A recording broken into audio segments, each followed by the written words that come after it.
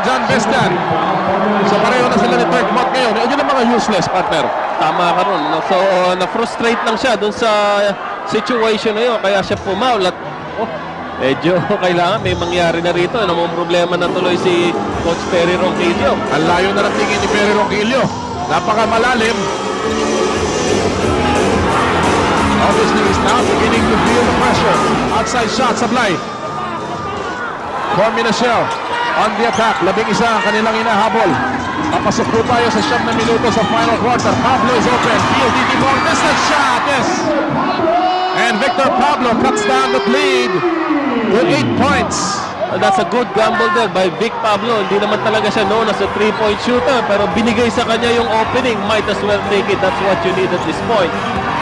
Victor Pablo was average. Ano yun? Tira na naman. Si Turk Mott. Mott na naman. Ang minaster na tira dun sa side. Ayan, pump up pa rin si Turk Mott. Sinasagot na naman ng San Miguel yung lahat na ibinibigay ng Formula Shell. Medyo nakakaamoy na sila rito eh. Oo. Parang tigre pag nakaamoy ng dugo, tuloy-tuloy na yan. Halong tumatapang. Turk Mott with his usual pistols out in the game, and look at that. Oh, yes sir. Binalik naman yun. Oo, binalik naman. May lisensya kaya yun? Sampu po ang abante ng San Miguel. John Best is hemmed in. And there's a foul. Laban kay Dynamite, Danny Seagull. That'll send JB to the free throw line. Second foul is Seagull with 8 and 25 remaining in the final quarter of game number 6. Benji Paras still on the bench. You know, alam natin na medyo foul trouble siya, pero ang tanong dito is i-risk mo na ba si Benji Paras pagka ganito sitwasyon na, no? Ikaw, Yeg. Ikaw ang tatanungin ko to dahil ikaw ang coach. Ako, i-risk mo na. Siyempre. Ito na yung wala na bukas kung matatalo kayo ngayon. First free throw converted. Patuloy sa ating mga bituin dito, Congressman Henry Lanot ng Lone District ng Pasig. Welcome sa inyong bayan ng superstars. Actually, tayong hino-host ni Congressman Lanot dito sa venue na to. And what a crowd we have here today. No place like home, no place like the PBA. 63-55 si Congressman Herrera ng 6th District ng Cebu, Efren Herrera. Welcome din. Talagang daming VIPs dito. Ikaw naman, kailan ka magiging congressman? Wag. Mahirap na yan. Mahirap na trabaho yan. Eto, si Danny Seagull. Parang tumigil yata ang negosyo sa labas ngayon. Dahil naman sa PBA na. Ngayon si Turk Mott sablay at kapitawan ni Lago yung rebound. Mananatili ang bola sa panig ng Formula Shell. Well, they're coming back here. Formula Shell is trying to come back with less than 8 minutes remaining in the final quarter. 63-55. 8 puntos po ang abante. Libre na naman si Victor Pablo sablay. Offensive rebound nakuha. Ibinalik kay Pablo. Sumaksak sa loob. Pinangga si Mott. And that will remain with Formula Shell. Siniswerte pa sila dahil hindi nakukuha ng San Miguel. At ngayon, si Benji Paras ay babalik sa laro. And of course, ang ating suki sa PBA, Ambassador Tony Villamor. Kaibigan niya ng Vintage Family. Itong minuto, 13 saglit. Yung itong lamang na to, 8 puntos, hindi pa to sigurado. Hindi pa, no? Medyo delikado pa yan para sa San Miguel. Si Rene Concordia. Talaga namang ang daming tao dito. Kulang na lang dito yung mga kaibigan ni partner ng Willie Marcial. Offensive foul dito. Laban kay John Best. Naku! 5 na. Aray. Naku naman. Sos. Aray ko po. 7:05 remaining and he has 5 fouls and he is shaking his head. Napapailing na lang siya dahil nung last game nabutan siya ng 5 fouls. Natalo sila ron. Hindi na siya pwedeng i-pull out ni Coach Perry Ronquillo dito. No? Kailangan sugal na talaga ito. Tuloy-tuloy na to. Si Benji Paras, sinusugal na rin dito. Alam naman natin si Paras, meron ding 3 personal fouls. Mott, yun na naman yung same angle. Wala. Rebound ni John Best. Gives it to Esplana. They're still down by just 8. Listen to Esplana. Nilabas. Castillo pulls the trigger. Wala. Rebound ni Danny Ildefonso. That could have been a big shot. Yes, that was a good setup by Jerry Esplana. Sayang lang, malaking puntos yun na nawala para dito sa Shell. Dinoy Castillo has struggled Only 35% from three-point range. We know he can shoot much better than that in the championship series. Rosella, he will take a field eating long distance. Wala. Rebound ni John Best again. Makikita mo rito yung determination ng San Miguel defense. They're always there stopping the fast break and transition game of Shell. Tama yan. Mabilis ang baba nila pagdating sa fast break. At ngayon, sa pagsaksak ni John Best, si Freddy Abuday, tatawagan ng kanyang ikatlong foul. That will send JB to the free throw line. Well, partner, meron lang akong babanggitin dito. Merong fundraising exhibition game between Tanduay and San Miguel Pier. Nagaganapin sa Goodyear Gym sa Las Piñas sa September 25 po, alas 4 ng hapon. Ito po ay fundraising exhibition game. Tawagan niyo po si Janet Altamirano sa numero 805-5008 for more information. May mga import na siguro dyan, ano? Yung mga bago. Sa third conference, Oo, yes. makikita niyo yung mga bagong import dyan. Of course, ang kukunan ng mga marami ng import na nagdatingan dito. Halos lahat yata nandyan na. Oh. Less than a quarter, half a quarter remaining here. Ian Imot. Short. Rebound ni Vic Pablo. Oh, inaabangan na yung tira niyang yun eh. So kailangan mag-iba naman siya. Either pass to or drive to the basket.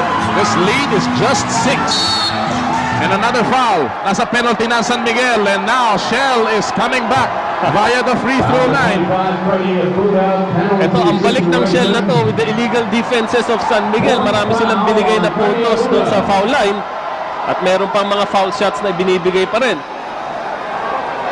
Pinag-usapan natin ang odds, Yeng, nung nagpasimula tayo ng ating coverage. Let's talk more about odds since 1991. 5 of the 8 teams which won Game 5 after a 2-all series went on to win the championship.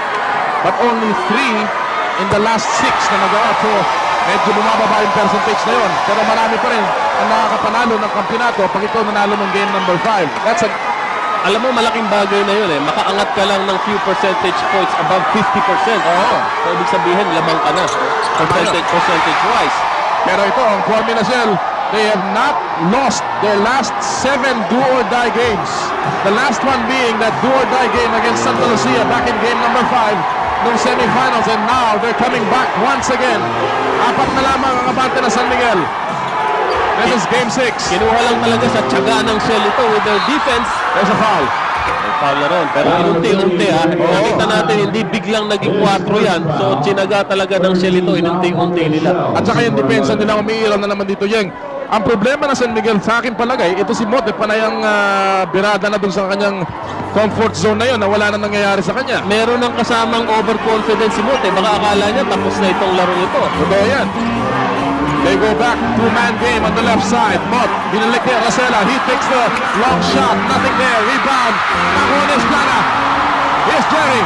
John Best. Limpis atras. He pulls the trigger. Nothing there. And it's tapped out by Freddy Abuday to remain with Formula Shell. And the Zoom Masters are coming back in a big way. This is not yet over. This is game number 6 of the finals. Kasamang Noli, kailangan siguro congratulate na natin yung ating commissioner at yung commissioner staff no, doon sa kanyang opisina. Napakagandang series ito at napakagandang conference ng commissioner's cup. Talaga naman. Wala nang dadaig pa. Talaga namang buhay na buhay ang ating, ang inyong liga, ang PBA. Salamat sa inyong lahat. 63-59. San Miguel. Medyo nagiging defensive ang game ng San Miguel ngayon, ha, Yeng? Parang ayaw nilang Biglang nagkakalangan sila. Ginabayo. Pero okay pa rin naman yan. Those two guys are friends. Oh, yeah. Pagkalabanan talaga, wala mo ng kaibigan. There is Esplana. Yun, sinakayan si Olsen Rosella. Si Esplana, of course, a product of Sambeda. Si Esplana, rather si Rosella naman, produkto ng Ateneo. Oo. 3 minuto, 54 na segundo po nalalabi sa final quarter. San Miguel is still holding on to the lead. They need one more win. Sigo, in and out. There's the first one. Nabitawan niya yung bola. Actually, gusto niya ibalik for a follow-up. When pwede mo na lang i-rebound, ibalik sa labas ang bola ulit. Ito na yung yung composure, yung poise. Tama. Championship experience will count in this situation. Pablo gives it to Paras. He takes the three-point shot. Nothing there. Rebound in Tekmok. 3:19 remaining. What a game. What a series. And it's all here sa bayan ng Superstars. Ano kaya kasamang Noli? Magtapos kaya ngayon ito? O magkikita pa ulit tayo ng Sunday? Oh, Silvio Bonso! Sila ba yan Paras natin sa bola?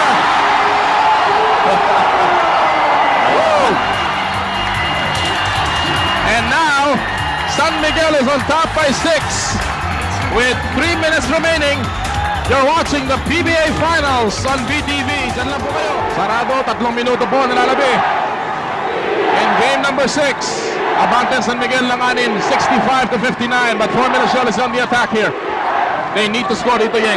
Kailangan. Kung hindi, talagang mangangamoy championship para sa San Miguel. Paras na bitawan! Malakas yung talbog ng dribble niya eh. Oo, buwelo na sana siya, pero napalakas nga yung talbog. And now, San Miguel Beer has an opportunity to stretch their lead here. Mot. Pumasok sa gitna. Tumira. Yes, sir! Perkin to the Mot. Eto na. 27 points, 16 rebounds para kay Turk Mot. And ngayon, si Perry Lonquillo, after seeing that lead go down sa 4, ngayon balik sa 8. And he will call a timeout at nangangamoy kampiyonato na dito, at least with the Beermen. And because of these last 2 plays na ginawa ng San Miguel Beer, it has been, well, a game of spurts. At yung intensity ng San Miguel Beer has been simply fabulous dito sa final quarter. Actually, nangyari dito yung depensa ng Shell kanina, held down to 1 field goal yung offense ng San Miguel. But after that, ano sabi natin, mukhang napauhan na yung San Miguel. Akala kasi nila kanina tapos na. Tama yan. And they realized that they still have to work this game out. Ayun, pumutok uli sila. Ito pang 30-second timeout na ito ay hatid sa inyo ng Philippine Airlines, with you all the way. Ayan. Ito yung last 2 plays na binabanggit natin. Turk Mot going inside, nakikita si Ildefonso, sasabayan siya ni Benji Paras, but the man from Lawan, Samar, again to the rescue. Freddy Abuda getting the points, and then sabi ni Mort, hindi ko na ipapasa ngayon, ako na ang gagawa mismo ng putos. And that's back-to-back baskets for San Miguel, and they're on top by 8 with only 2:16 remaining. Uli, kasamang Noli, yung talagang main play nila ang pumatay dito sa Shell. Balik si John Best, but that's a quick 2 points. Yes, you can almost be sure here that they'll give the ball to the post kay Turkin Mot and create some situations from then on. And the last 2 minutes is brought to you by London Gin Jr. Now in a handy junior size. London Gin Jr. just right for you. Here's sa labas, wala. Rebound. Nabitawan ni John Best. Sa kanila na yun. Tama ka ron. So now, hindi man kailangan pumuntos dito ng San Miguel. Kailangan lang nila i-hold down or use up yung kanilang shot clock dito. And everyone is on their feet now. Will the balloons fall tonight? They have to force a turnover here. Mot, nasa labas. A lot of time sa kanilang shot clock. He goes inside. That's a win! Oh my God! Oh my goodness! Ayan na, grabe na. Unbelievable!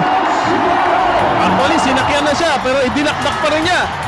When the going gets tough, Perkin Mot gets going. Watch this move. Sumakay ka pa. And Perkin Mot with 29 points. At ang San Miguel, 8 points. Ang Abante with only a minute 42. We'll be back.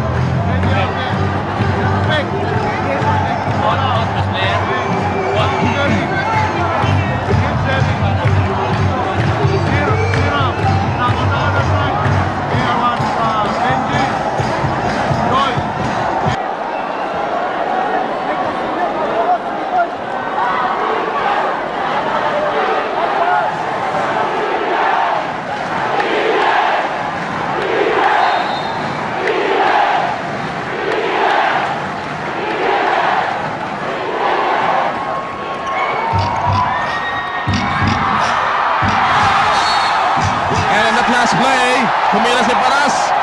At ang bola natabig palabas ni John Best. It's still an 8-point lead para sa San Miguel. Yeng at this point, medyo kailangan na talagang humanap ng milagro si Perry Ronquillo. Kailangan na, forsado na rin sila dito na, well, for some turnovers, maybe gamble on their fouls. Yun, just to stop the clock. They are in the penalty. At yung foul na yan ay iahatid si Danny Siegel sa free throw line. Ito yung huling galaw ni Turk Motte. He is the only balik import who has not won a championship. Well, tonight, with this shot, he is showing that, well, I deserve a title. Ayan na. Kita mo naman yan. Pambihira.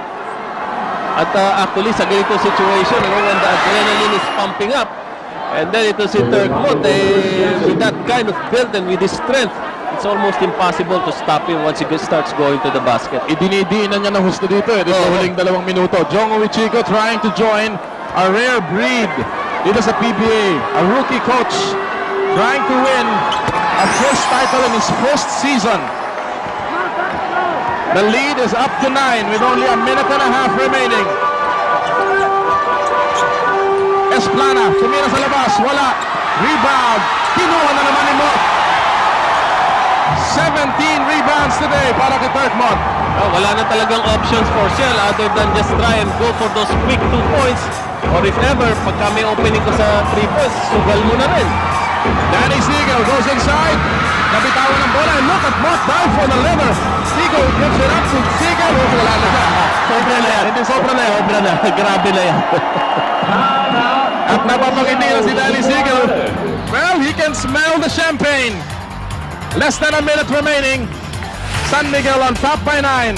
Diyan lang po kayo. This is game number 6. We'll be back. Only that much time remaining and Boy Castillo taking a PLDT long distance shot para matap niya sa kapante ng San Miguel sa 6. Buhay pa. Hindi pa kumakalas ang formulation dito, Yeng. Yeah, medyo naghihingalo pa pero may hininga pa ito. No? At, pwede nila isugal yung mga 3-point shots yan. Who knows? At may foul na naman silang ibinigay just to stop the clock. And subukan muli ang San Miguel mula sa free throw line. Magandang gabi sa inyo lahat ulit mga kaibigan. Final seconds of game number 6. Noli Iyala po kasama si Yeng Giao. Magandang gabi sa ating mga kababayan sa San Pablo City, Laguna. Henry Coanco. Medyo, alam mo sabi ko kanina, naamoy na daw nila yung champagne. Mukhang mas appropriate, naamoy na nila yung beer. San Miguel. Oo. Danny Siegel, sinigurado yung dalawa. Balik sa 8 ang abante. Kailangan magpandali ang Formula Shell. Time is not on their side. They look for Noy Castillo again, and that one is short, and that may be it, Yeng. That may be it. Tama ka ron at ito, San Miguel will use up the time and wait for the foul. At mukhang yun na nga yata. Mukhang amoy championship na po para San Miguel dito. Hindi na kumuha foul ang Formula Shell. Kumuha lang foul si Benji Paras. 5 years, mga kaibigan. 5 years ang inintay ng San Miguel Beer for this opportunity. The last championship that they had was back in 1994, yung All-Filipino Conference. Yes. Kung saan dahil doon, sila ay naging representative ng ating bansa doon sa Asian Games sa Hiroshima. Karon, at siguro kailangan din natin bigyan ng credit dito, no? Yung tumulong kay Coach Jong Yuchiko. Ayan po si Lamont Strothers, ang import nila sa second conference. Bigyan din natin ng credit dito kasamang Noli, si Ron Jacobs na tumulong na i-shape up itong team na to, make it into a championship caliber team. And San Miguel Beer is only 26 seconds away from the PBA Commissioner's Cup round. Sabayan sila ni John Besson. Well, Formula Shell tried their best, Yeng. Wala ka nang masasabi, no? There's nothing really that they have to be ashamed about. Nakabalik sila from 0-2. At 1 point, sabi ng mga tao, baka sila na nga ang mag-champion dito. Pero alam mo, ganyan talaga swerte rito sa basketball. San Miguel proving that kailangan mo hindi lamang isa, hindi lamang 2 o 3, but the whole team. And they certainly responded. 8 seconds remaining. The celebration has begun. Dito sa Phil Sports Arena. That much time remaining before San Miguel is crowned the PBA Commissioner's Cup champions for 1999. Jongo Wichiko receiving the victory ride.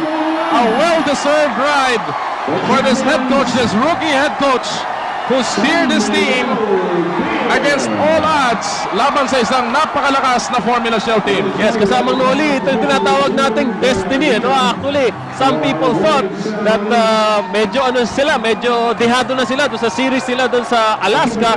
They thought Alaska would come into the finals, pero they proved everybody wrong by coming in and this time winning another cruise. Talking about that Alaska series, they came back from a 2-1 deficit to snatch that series. And now here, coming back, taking the first 2 games, losing the next 2, and then coming back strong in game 5 and 6. Kung babalikan natin itong history ng San Miguel, they made some adjustments here. They took in Nick Velasco, Dwight Tago doon sa kanilang trade. They took in Boy Beats Victoria also through a trade. And now, this team is a champion team because of all those moves that they made during and before yung conference na ito. Malaki talaga. And yan ang buong koponan ng San Miguel Beer. Nasa hard court. Perry Ronquillo graciously receiving the runner-up trophy mula kay Commissioner June Bernardino, and nothing to be So maaaring in the future overtake na nila yung record ng championship trophy sa koponan ng San Miguel Beer. Commissioner June Bernardino doing again the honors. Art de la Cruz, Olsen Racela hoisting that Commissioner's Cup crown. And the celebration continues. Medyo naipit na yata si Commissioner Bernardino nun. Kaya ko mag-iingat ka. What a series. Pamira naman talaga itong series ito dahil pamula sa pasimula hanggang dulo talaga yung dalawang kupunan. We remember game number 3, it went into overtime. Nakakita natin yung Siyempre sa iyo namang Labs at nanalo sila ngayon, first year niya dito sa San Miguel. Well, siguro congratulations na lang sa inyong lahat. Lahat sila nagpagod. Tsaka congratulations kay Coach Jong. Yeah, San Miguel's the best. Okay, nabanggit si Coach Jong, yung wife ni Coach Jong. Hindi na. Okay, hindi tayo masamahan. But anyway, Melissa Racela, Melissa, ano yung balita ko na marami raw kasing swerte dahil marami raw buntis sa inyo dito? 5 yung buntis. Mrs. Mustre, Mrs. Padilla, Ildefonso, Lago, Velasco. Ayan. So, from the wives, kuna naman natin isang congratulatory message. I-congratulate niyo naman yung mga mister niya. 1, 2, 3, go! Congratulations! I love you, Austin! Okay, that's it from here. Balik game 6 na to. Ano sa tingin mo yung nagpanalo sa inyo? Yung coaching staff, they came with something na para yung lahat na ibabato nila sa amin na nagagawa namin ng yung mga problema binibigay nila, nagagawa namin ng solusyon. Boys, all throughout the game, lamang kayo, umabot pa kayo ng 14 points pero nahabol nila. Saang part ng game 1 na feel na sa inyo na tong championship? Right from the start, sa dugout pa lang, mafe-feel mo na gustong-gusto ng manalo. So, yun pa lang, sa start pa lang. Okay, maraming salamat and congratulations! Salamat din. SMB! Congratulations, sir. Thank you. San Miguel Beer, sarap maging barkada. Yes! Thank you, sa dugout. Nag-ground tayo dito. Teka muna, tahan muna. Kasama ko ngayon si Mike Pustre. Mike! Eko muna, ano na nararamdaman mo kayo? Batiin mo na rin. Yung naahan na kita. Batiin mo na yung mga taga-Bacolod. Yes, binabati ko yung mga taga-Bacolod para sa inyo to. Lalo na sa tatay ko, sa mga in-laws ko. At saka nagpapasalamat ako sa unit namin, sa household namin. Thank you sa prayers.